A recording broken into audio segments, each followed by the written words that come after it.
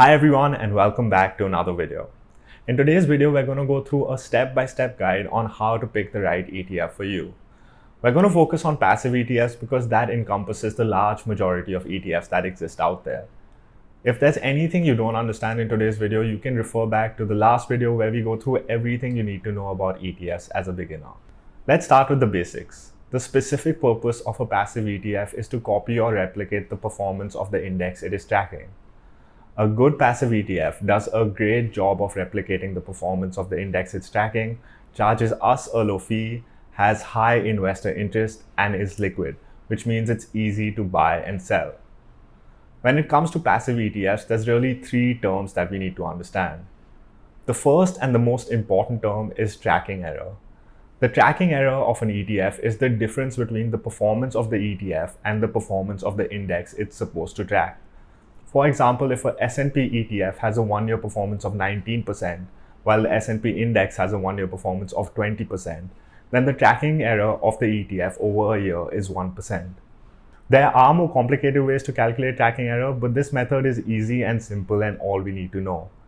Just remember, the lower the tracking error, the better the ETF is doing at achieving its specific purpose. The second term we need to know is net expense ratio. Net expense ratio is the total amount the ETF is charging you, and it includes both fund management fees and fund operating expenses. If you want to calculate the dollar amount the ETF is charging you, take the net expense ratio and multiply it into the amount you hold of the ETF. For example, if you hold $1,000 of an ETF that has a net expense ratio of 0.5%, you're going to be charged $5 every year. Net expense ratio is the largest contributor to tracking error, because the more the ETF charges you, the more impact that has on their performance, and the further they are from their specific purpose of tracking the index. The third term that we need to understand is total assets. The total assets of an ETF is the total amount put by different investors into the ETF. For example, if an ETF has a total assets of $100, that means the total amount put by different investors into that ETF is $100. It could mean they have 10 investors that put in $10 each, 100 investors that put in $1 each, or they have 3 investors that put in $50, $30, or $20 each. The larger the ETF, the more investor interest that ETF has, and the more liquid the ETF is, which means it's easier to buy or sell on a stock exchange. And that's it. Those are the three terms that we really need to know to go through this step-by-step guide. The first step to pick the best ETF for you is to choose the ETF's specific purpose. Do you want an ETF that tracks the US stock market or the European bond market, or gives you exposure to gold? Alternatively, do you want an ETF that focuses on income stocks or value stocks or high growth tech stocks? You can get an ETF that has pretty much any specific purpose. In the next video, I'll go through 5 ETFs with interesting and niche specific purposes.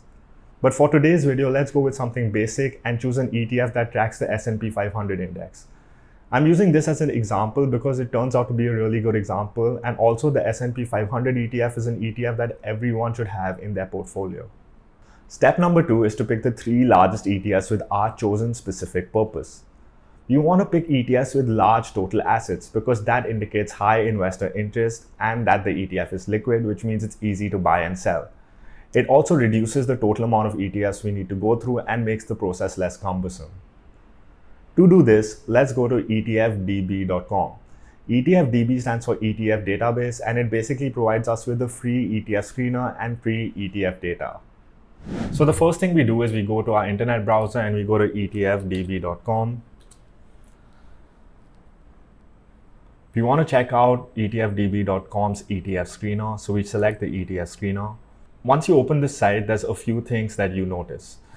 First, there's a way to filter out for ETFs, and second, there's a list of ETFs that come out. These are basically all the ETFs that exist, but we want to filter out for S&P 500 ETFs. So how can we do this? Well, we know the S&P 500 tracks the 500 largest equities in the US, so we know that the ETF we're looking for is an equity ETF. We also know that the region we're focusing on today is the United States, so we click the United States under Select a Region. And then we know that the number of holdings of the ETF is roughly 500, so we can put the number of holdings between 450 and 550.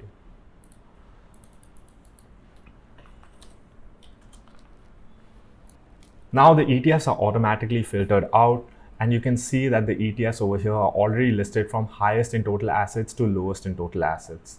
The top three ETFs over here, the Spider S&P 500 ETF Trust, the iShares Core S&P 500, and the Vanguard S&P 500 ETF are the three largest ETFs with our chosen specific purpose. Now that we've done this, what we have to do is make sure that the ETFs we're choosing have the specific purpose that we want them to have. So we're going to go into the fact sheet of each of these ETFs and verify this. To do this, we just type in the ETF name and add fact sheet at the end in Google. And the first link that pops up is the fact sheet. So once you open the fact sheet, you can verify the specific purpose of the ETFs. So the Spider S&P 500 ETF Trust seeks to provide investment results that correspond generally to the price and yield performance of the S&P 500 index. The iShares Core S&P 500 ETF seeks to track the investment results of an index composed of large capitalization US equities. And the Vanguard S&P 500 ETF seeks to track the performance of the S&P 500 index. So step number 3 was to verify that the ETFs we've chosen have the same specific purpose we want to achieve by checking their fact sheet. The fourth thing we want to do is check the tracking error of these ETFs, because the lower the tracking error, the better the ETF is doing at achieving its specific purpose. So let's check the tracking error of each of these ETFs. So to check the tracking error of the Spider S&P 500 ETF Trust, we can check the 10-year performance of the ETF versus the 10-year performance of the index. Here you can check the 10-year performance of the index is 16.55, while the 10-year performance of the index is 16.41. So the tracking error of this ETF is 0.14. Let's check the other two ETFs to compare. When you go to the iShares Core S&P 500 ETF, again we can check the 10-year performance, and we can see the 10-year performance of the ETF is 16.51%, while the 10-year performance of the index is 16.55%. So the tracking error of this ETF is 0.04, which is much lower than the Spider S&P 500 ETF Trust. Let's check how the third ETF is doing. The Vanguard S&P 500 ETF has a market price return of 16.51%, while the S&P 500 index has a return of 16.55% over 10 years. So again, the tracking error of this ETF is 0.04.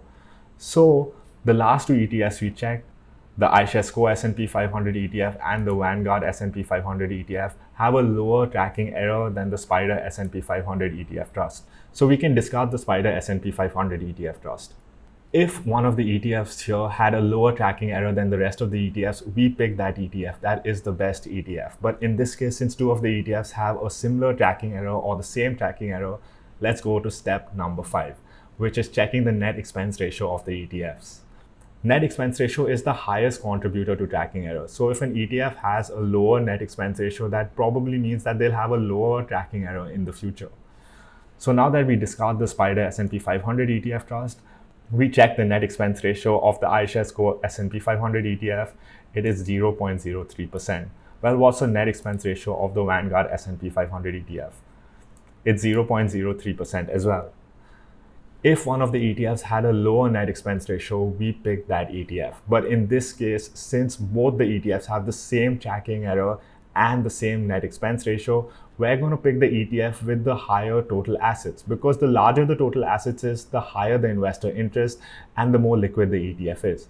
Well, for this, we can go back to etfdatabase.com and check which of these two ETFs have a higher total assets. As we can see over here, the iShares Core S&P 500 ETF has a higher total assets than the Vanguard S&P 500 ETF. So we are going to pick this ETF. Now that we've gone through the process, let's quickly summarize the 6-step process. First, we have to choose the ETF specific purpose. After choosing the ETF specific purpose, we choose the 3 largest ETFs with the chosen specific purpose. We verify the ETF specific purpose by going onto the ETF fact sheet. After this, we check the tracking error of each of the 3 ETFs. If one of the ETFs has the lowest tracking error, we pick that ETF. Since in this case, more than one ETF had a low tracking error, we check the net expense ratio of the ETFs. If one of the ETFs has a lower net expense ratio, we pick that ETF. Since in this case, 2 ETFs have the same net expense ratio, we choose the ETF with a higher total assets, because that means that ETF has higher investor interest and is more liquid.